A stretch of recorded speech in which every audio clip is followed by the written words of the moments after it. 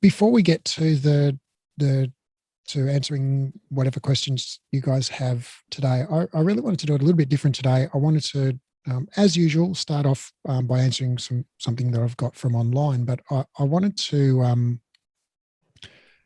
go a little bit more in depth with that. And I wonder if you have any questions in relation to what I want to talk about, which is pay for instructors.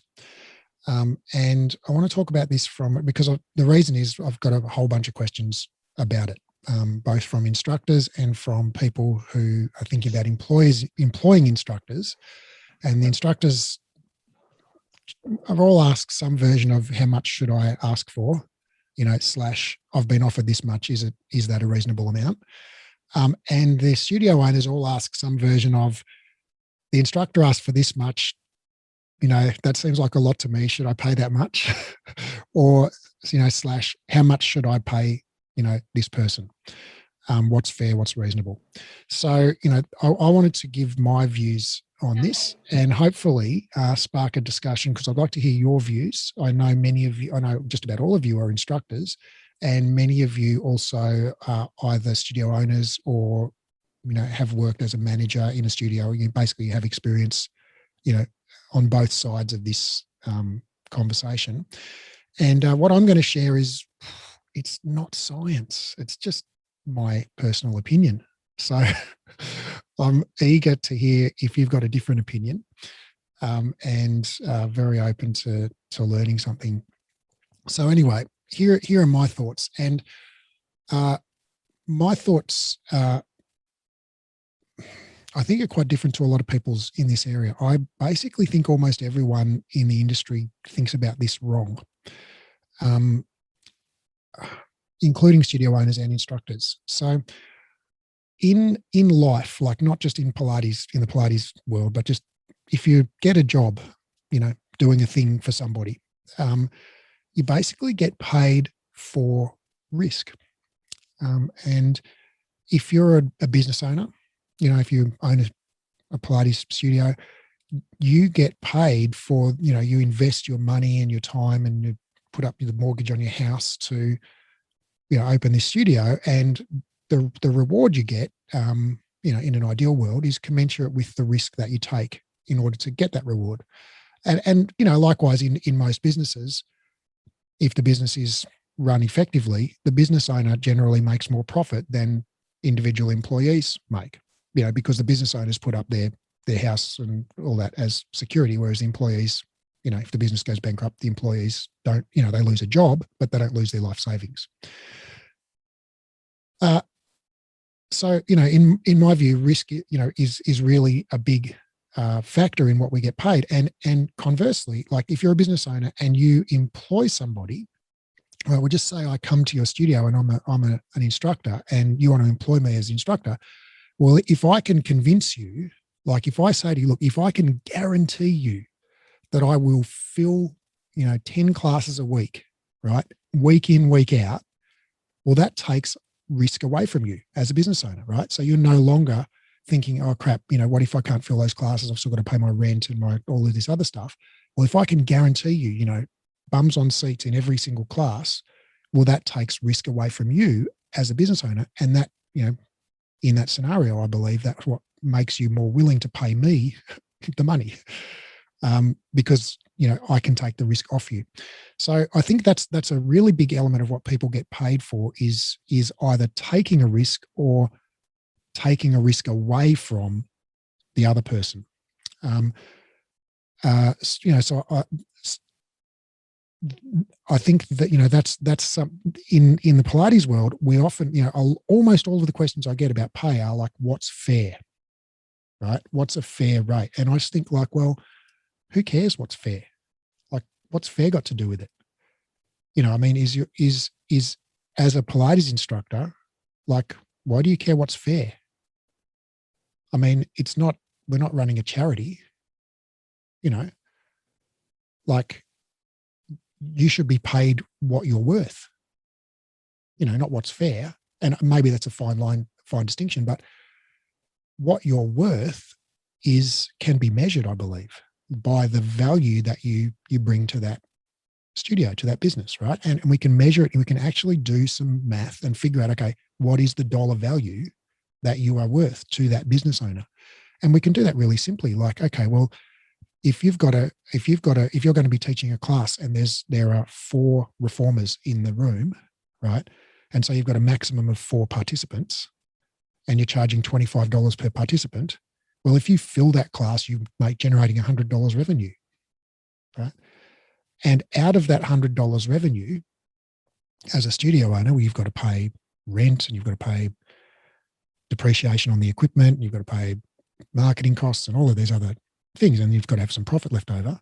And one of the things you've got to pay is the cost of the instructor, right? So what's the value that the instructor brings in that situation? Well, I could be the best done instructor in the world, right? I mean, I could have taught, on Pilates anytime. I could have a following of 50,000 on my social media, and I could come to your class, but I'm still only going to generate $100 revenue per class, right? So what am I worth to you in that situation? Well, I'm worth definitely less than $100, right? And probably less than 50, and possibly, less than 25, depending on what your other expenses are, right? Because if you're going to pay me, what's fair for somebody who's got 50,000 social media followers and has been on Pilates anytime, well, you'd be paying me like $500 a session and you'd be losing $400 a session. So that's just, I'm not worth that to you. It's not worth it to you. So that's not my worth in that situation. And my worth is not a reflection of like, am I a good person or any of that? It's just like, there's a financial consideration there. Like, what income am I generating for you? And how much can you afford to pay out of that? So whereas if you have a room with 10 reformers in it and you're charging $25 per person, and your average class, averaged over the week, has 5 people in it, right? So 5 times 25 is $125 revenue per class, right? If I can come in and say, well, if I can guarantee you that I will average 10 people in my classes, right? So all of your other classes are averaging 5 people, but my class is going to average 10 people, and I'll guarantee that. Right? Just imagine for a minute that I can guarantee it, right? Well, how much is that worth to you?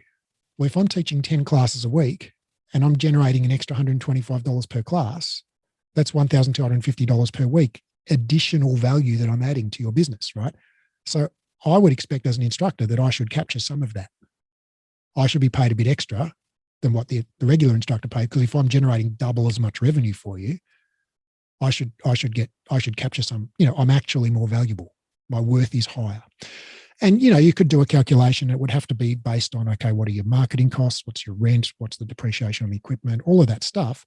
And there would be some amount left over after that. And, part of that would be my share as the instructor.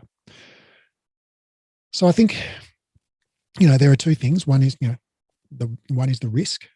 Okay. Who's taking the risk in this situation? And if I'm the instructor, and I'm getting a fixed amount, right? If I'm getting my $50 or my $40 or my $60 or whatever it is per class, well, if I show up and there are 2 people in the class and I still get paid the same amount, I've got no risk, right?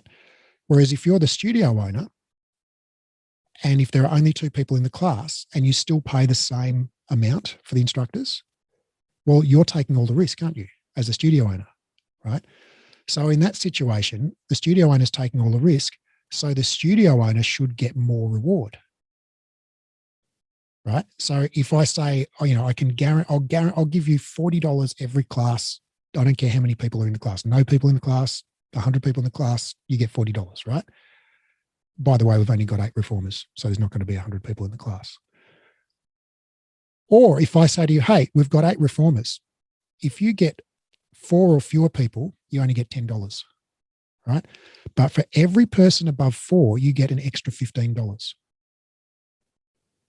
Right? All of a sudden, the risk is on you as the instructor, right?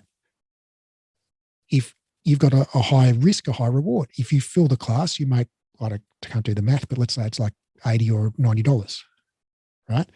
But if you don't fill the class, you only make $10, right? Whereas me as the owner now, if I don't fill the class, if I've got 4 people in the class, I only pay you $10. I'm like, yes, that was a profitable class, right? If you fill the class and I pay you $90, I'm still like, yes, because I had triple the number of people and I only paid you $90, right? So you're, as an instructor there, you're taking the risk as the instructor, right? If the class is empty, you suffer the consequences. As a studio owner, the risk is taken away from me, right? So in that situation, I would be, as a studio owner, much more prepared to pay you a higher rate because you're assuming the risk, right? Then all of a sudden it becomes your job to fill the class, right? You're running around on your social media going, hey, everyone, I've got a class on Wednesday night. You might like to come, right? Whereas if I'm paying you a flat rate per class, it's like, what do you care if there's, if I don't show up one week as a participant? It's like, you still get paid, right? So now the risk's on me as a studio owner. I'm on social media going, hey, everyone, MJ's class is on Wednesday night. Come along. She's awesome, So does that kind of make sense to you guys, the risk thing?